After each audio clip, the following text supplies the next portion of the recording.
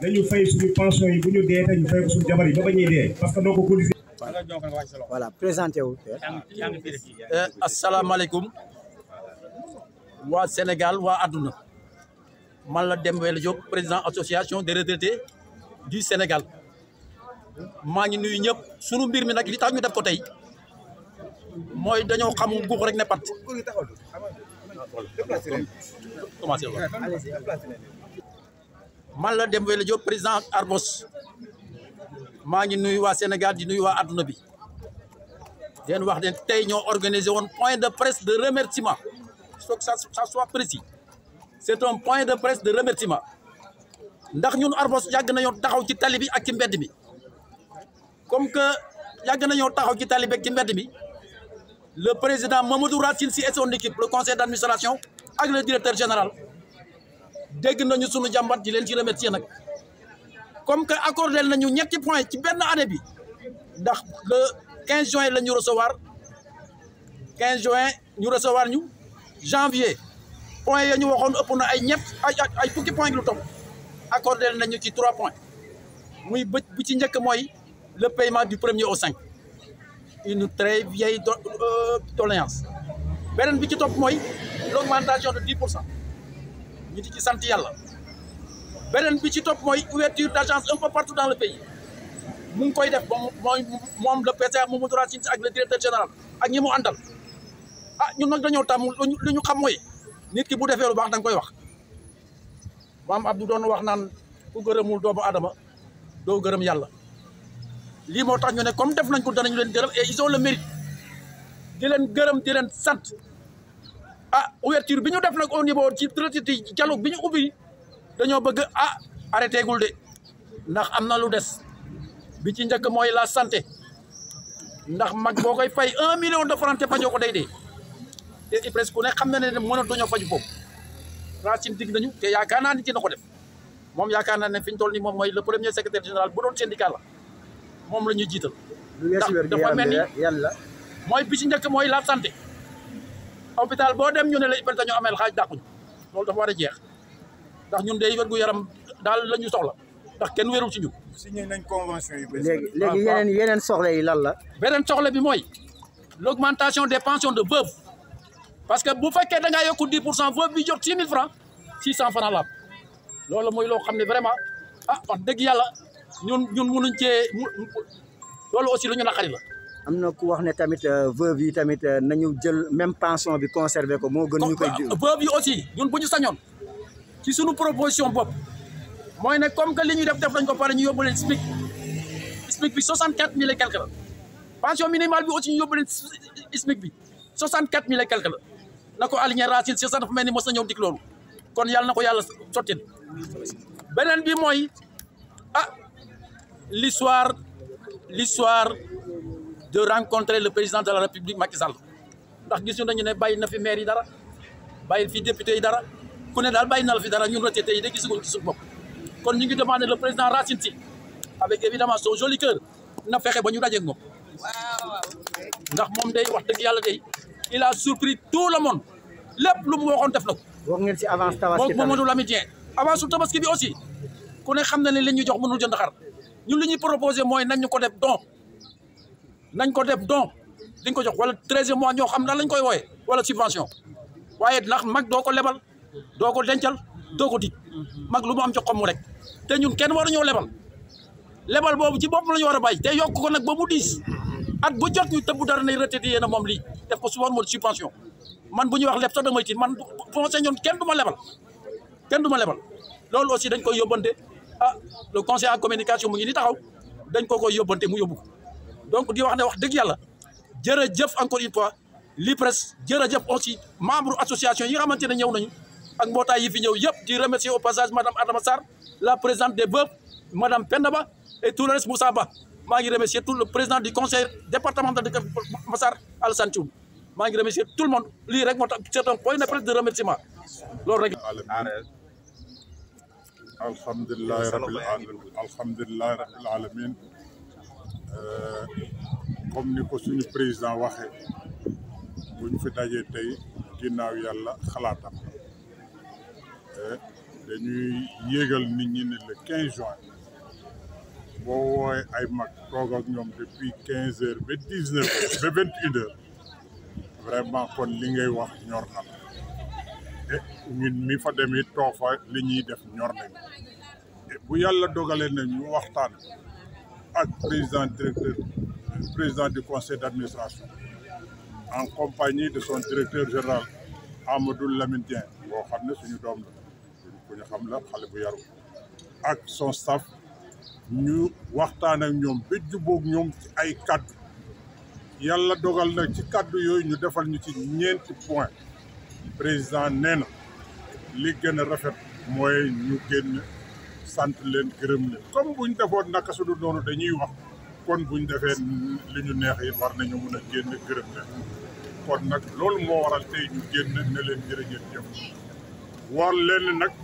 liñ ñu majaa jàngaloon en syndicalisme mooy boo amee 100 points buy la joxee benn dugalal sa poche nga yore nga demaat ak 99 points tey li ñuy yóbbu IPRES ëpp na 15 points 3 points yi satisfaire nañ leen ñu ngi tàllalaat loxo Racine Sy ne ko liñ ko waxoon ci bureau te mu nangu luñu ko na fexe ba ñu rencontrer le président de la République ndax wax dëgg yàlla bu ñu sañoon ne balaa muy dem mu tàggatoog ñun ci lu rafet ndax Racine nag wax dëgg yàlla dinañ pour ñu mun koo gërëm ci kanam président woon ko ne déglu nañu fonk nañu faale nañu mook staffam donc loolu aussi bëgg nañ koo wax te ñu wax ko ne nag am na yu am solo yoo xam ne des na ndax faju mag lu am solo la faj mag lu am njëriñ la faj mag lu am mucc la te suñu agence bi bëgg nañ aussi ñu équiper ñu ko ndax wax dëgg yàlla mag yi Kër Massar sant nañ ko gërëm nañ ko ci loolu ñu bëgg aussi ñu Racine bàyyi xel de veuve yi suñu soxna lañu te bu ñuy liggéeykat ñaari yëf a tax muy liggéey ginnaaw yàlla jabar la ak doom bu jëkkër nekkatu fi jabar nekk fi li mu doon cotiser mbaa li mu doon am ci pension nga ne da nga koy diviser te doom yi nekk fi te mënuñu seen bopp dara te jabar ji moo war a taxaw wax dëgg yàlla kon ñu ngi ñuy wàññi donc bëgg nañ loolu aussi ñu bàyyi ko xel ndax veuve yi suñu nawle lañ te jigéen dafa fragile lu góor attan jigéen attanu ko ngir yàlla ça leur coûte rien du tout que veuve yi nañ leen relever seen pension minimale bi yóbbu ko ci SMIC bi ndax wax dëgg yàlla nit da nga koy jox dignité te suñu jabar yi seen dignité mooy li ñu mun a suturlu ci biir kër gi ñun bu ñuy liggéey sax jigéen yee ñu yor kon nag buñ fi nekkatul jigéen yee yore kër gi ngir yàlla na jigéen yi nañ leen di normal nañ leen sutural nañ leen fonk nañ leen faale jërëjëf Racine jërëjëf Amadou Lamine Dia jërëjëf le conseil d'administration de l'IPRES vive Arvos te ñuy ñaan nag tàllaat suñu loxo ne ko ngir yàlla na fexe ñu rencontrer le président Macky Sall jërëjëf. Présenter d'abord. Je remercie d'abord Ibrahima Fall, membre de Arvos. Je remercie d'abord la presse pour sa présence. Dans la marche d'une organisation, nous avons toujours besoin de marquer un arrêt pour évaluer ce que nous avons fait. Et c'est ce qu'Arvos est en train de faire en organisant cette rencontre et ce point de presse.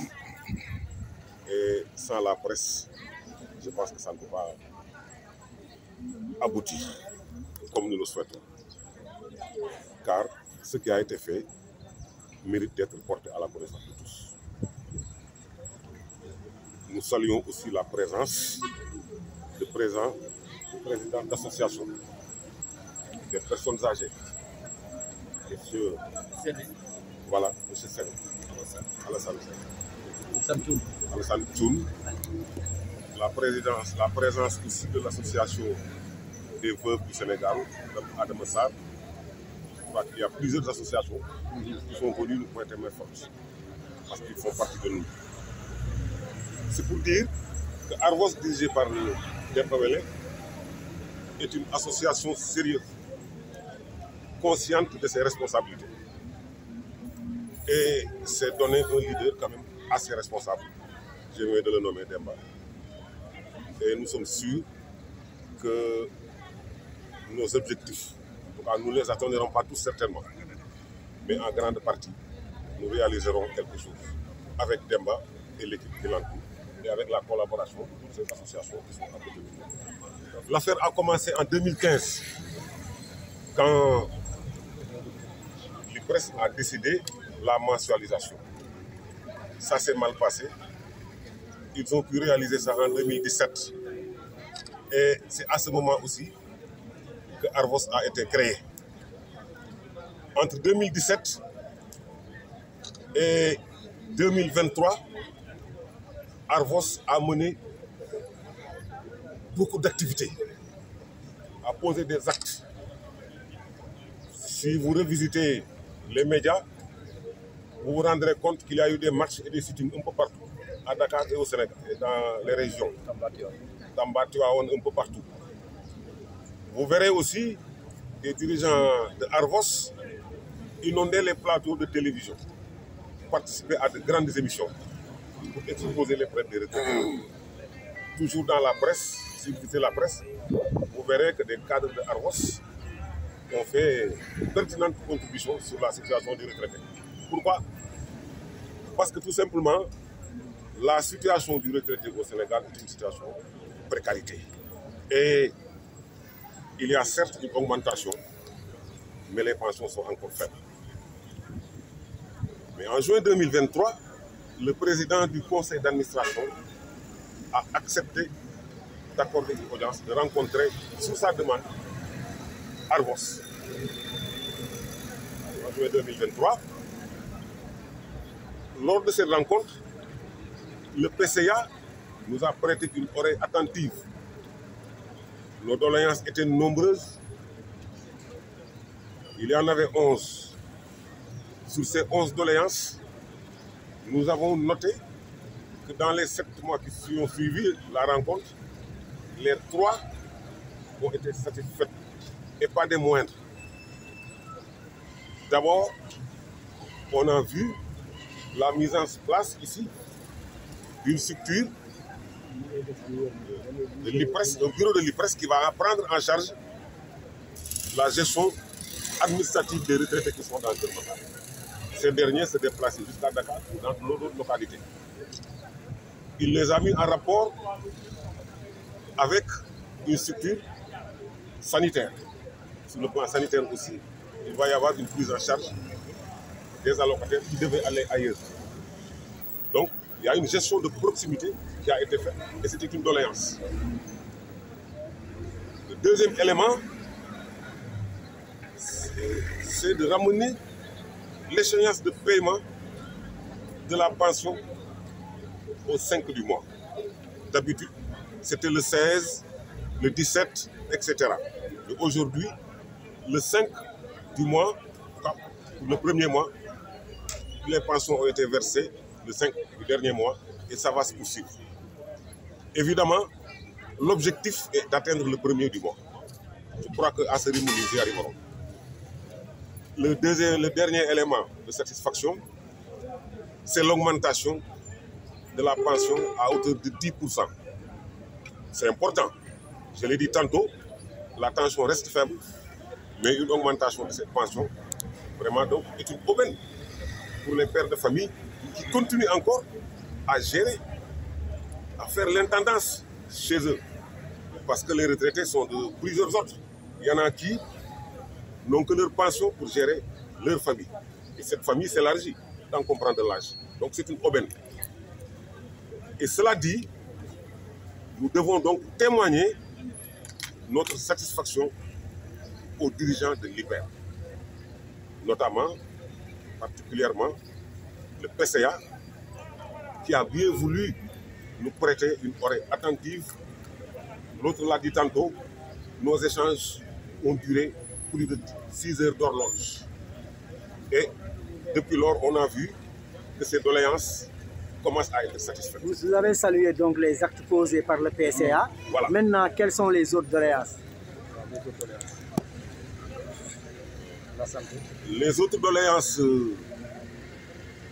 Elles sont au nombre de 8. Je les ai toutes ici. Vous pouvez les énumérer. On va les énumérer. Le remboursement de la pension confisquée lors de la mise en œuvre de la mensualisation. Parce que nous pensons qu'en mettant en place la mensualisation,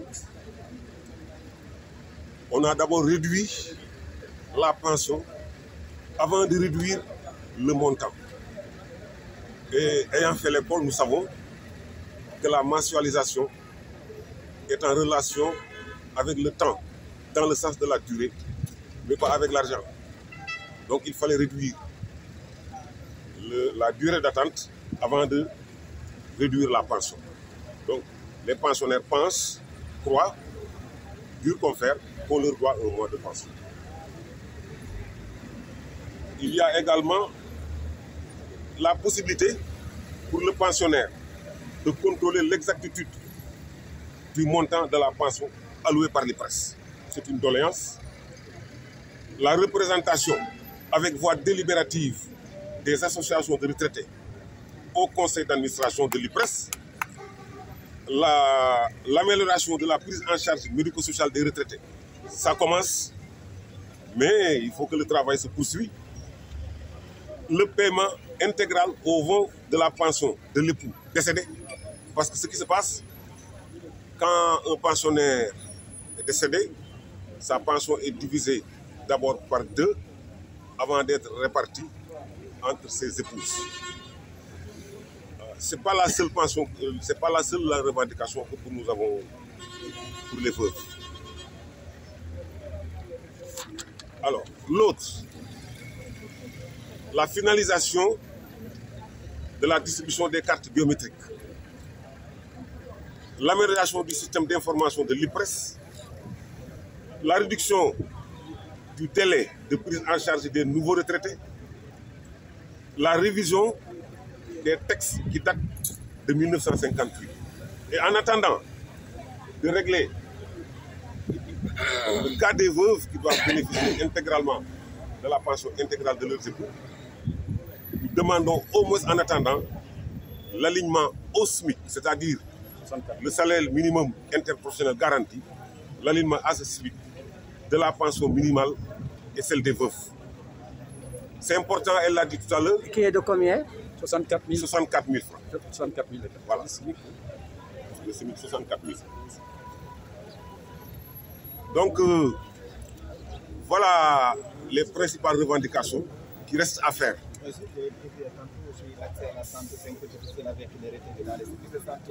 Absolument. Il y a des problèmes entre l'IPRES et les structures sanitaires. Je crois que l'IPRES doit faire un effort, rencontrer les responsables de ces structures sanitaires, en tout cas faire en sorte que cela puisse marcher. Mais il y a quelques difficultés. Mais ce que nous avons remarqué, en tout cas à ce niveau, c'est que depuis notre rencontre avec le PCA de l'IPRES, ils se déplacent et ils viennent dans les localités et mettre en place des structures de prise en charge médico-sociale et sanitaire des retraités. Ça, des conventions ont été signées d'ailleurs. Le problème là est réglé. Voilà, on vient de nous informer que les conventions ont été signées avec les hôpitaux. Voilà. Alors, sur le PCA, parce que tout à l'heure on m'a coupé, je voulais dire que Arvos d'abord félicite l'ensemble des retraités qui ont pris part ou ont contribué au succès de nos activités et qui nous ont amenés à avoir ces acquis. Mais aussi, Arvos remercie le PCA de l'IPRES qui lui a prêté une oreille attentive, car M. Racine, lors de notre rencontre, avait insisté sur son attachement personnel aux aînés, ainsi que sa détermination à œuvrer pour l'amélioration de la situation des retraités, nonobstant un contexte économique et social difficile. Monsieur le Président de la République. Très bien. Mais en fait, il fallait rappeler aux retraités que la lutte continue pour la satisfaction des autres points de revendication et qui sont énumérés plus haut. Très bien. Donc il fallait vraiment dire ça parce que c'est ça l'objet de notre présence ici. De 6 ans d'activité, après la rencontre avec l'IPRES, est-ce que cette rencontre a porté ses fruits? moi je considère que la rencontre avec le PCA et le directeur général de l'IPRES a porté ses fruits. Et il faut le dire, si ça n'avait pas porté ses fruits, on allait vous dire que ça n'a pas porté ses fruits. Mais il y a des fruits. Je vous remercie.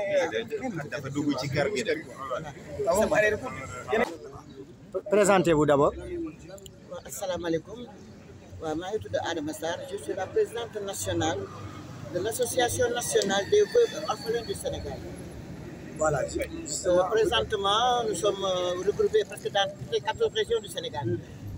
Et vraiment, nous comptons des milliers et des milliers de veuves au Sénégal. Parce qu'ici au Sénégal, sur une femme, sur 3, il y a une veuve. Parce que toutes les femmes du Sénégal sont des veuves. Parce que nous, vraiment, nous devons encadrer, ce qui se passe, nous devons structurer. Machallah. Seulement, on a des problèmes. On a des problèmes cruciaux. Parce que nous voulons vivre. Nous voulons vivre aussi longtemps avec nos orphelins. Mais nous vivons avec de maigres pensions.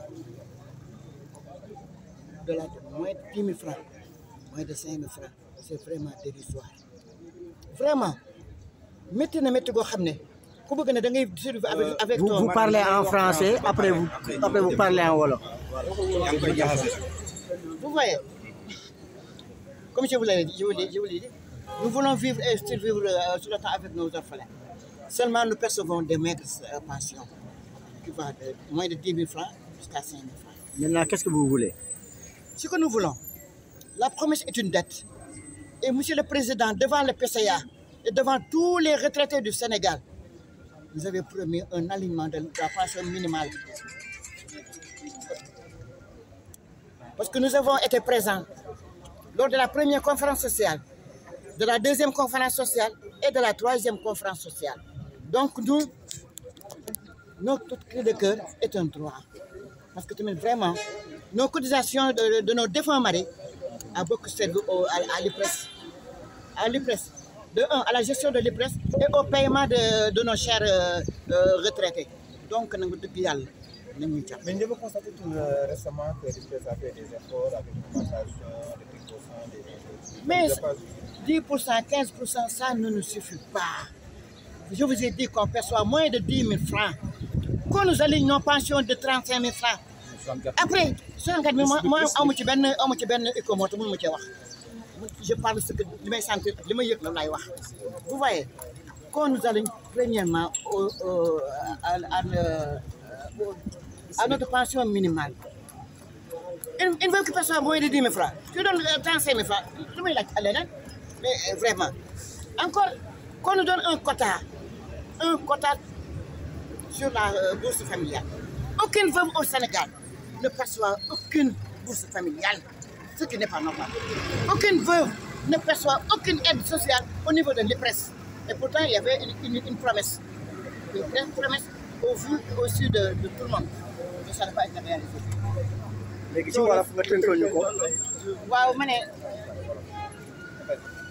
Wow, man la Adama Sarr, je suis la présidente nationale de l'Association nationale des veuves orphelins du Sénégal. Nous sommes représentés dans toutes 14 régions, am nañ fa cellule.